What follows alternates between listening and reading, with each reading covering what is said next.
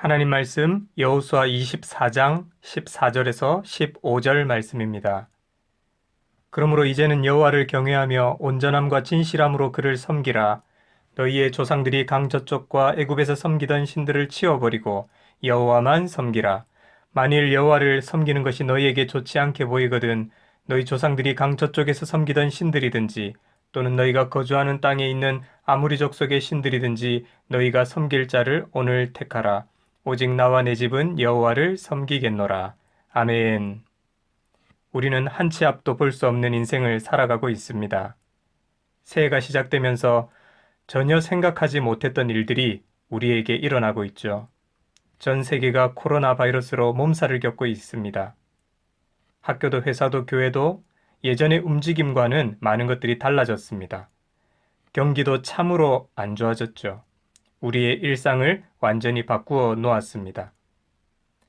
어제 새벽에는 꽤 큰 지진이 있었죠. 원래 많이 일어나는 지진이 요즘 들어 더 자주 발생합니다. 이처럼 우리의 인생은 1시간 후에 일을 알 수 없을 만큼 극히 연약합니다.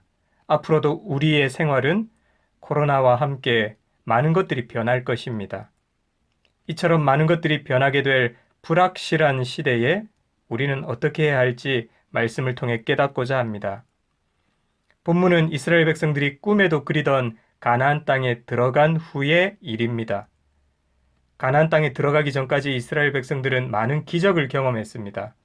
홍해의 기적, 반석에서 물이 흘러나오는 기적, 여리고 성이 무너진 기적 등등 셀 수 없습니다.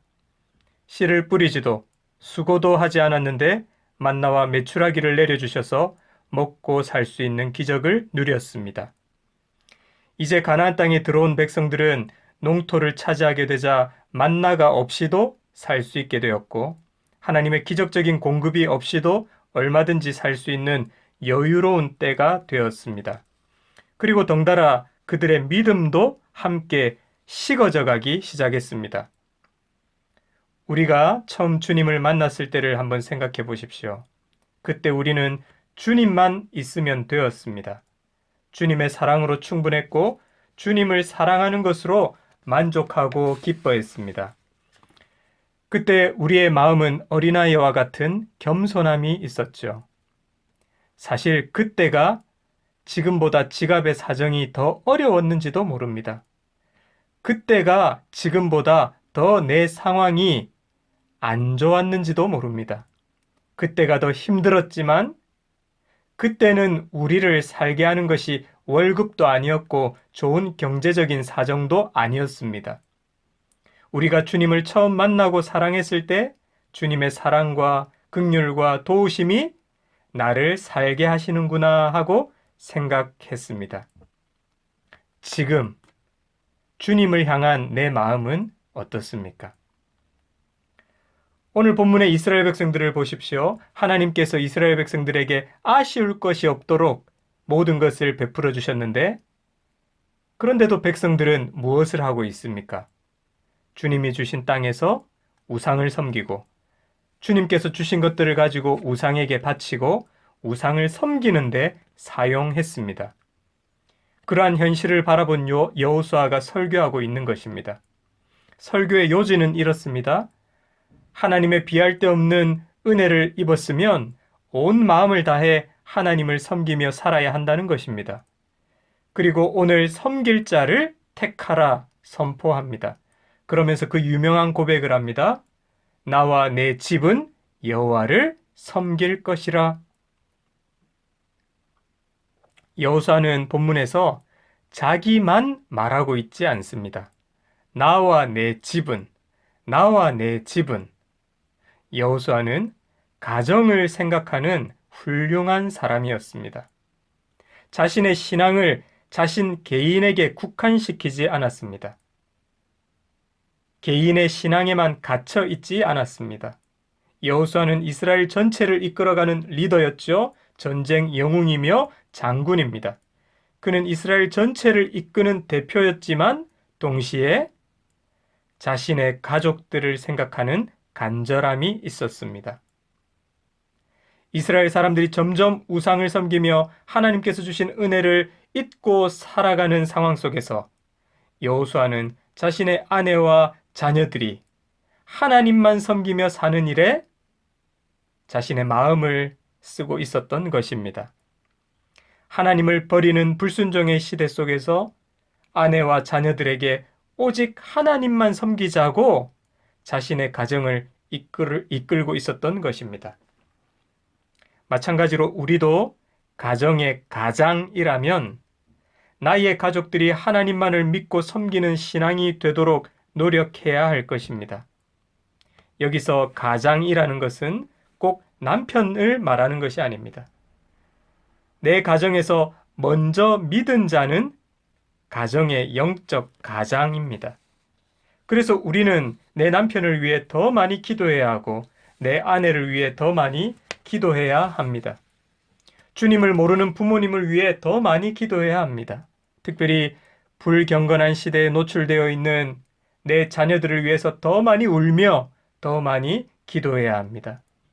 하나님을 거부하는 시대를 본받지 않고 오직 하나님의 사람, 하나님의 자녀들이 되도록 우리의 자녀들을 위해 기도해야 합니다. 또한 우리 가정에서 내가 먼저 믿게 된 영적 가장이라는 것을 늘 기억해야 합니다.